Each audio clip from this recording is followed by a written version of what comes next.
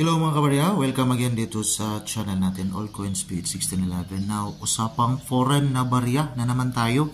Ito yung 10 yuan.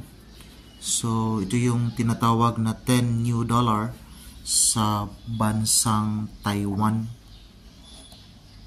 So, hindi pa tayo nakapunta sa bansang Taiwan, pero may nakuha tayo na barya.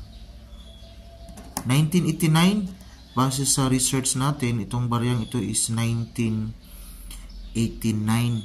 May value ito dito sa atin na 18 pesos.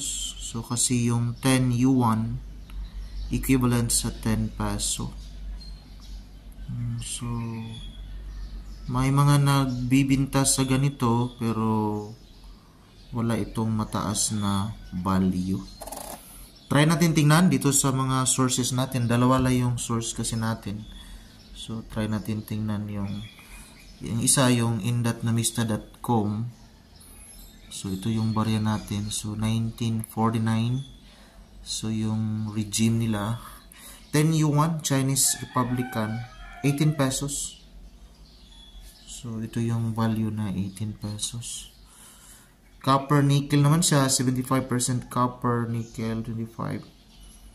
Now 1989, so dito may value dito na 1989. So nasa 72. Pero wala halos itong value. So extra fine 72 pesos. Dito yan in.namista.com.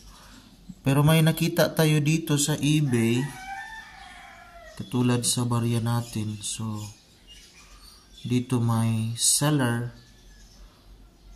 $2.50. So, ito yung barya.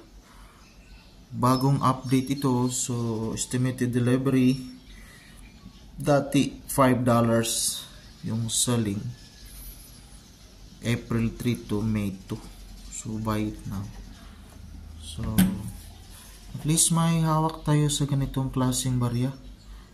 So, pasalamat tayo na may barya tayo na hawak. So, yan lang po. Maraming salamat and God bless.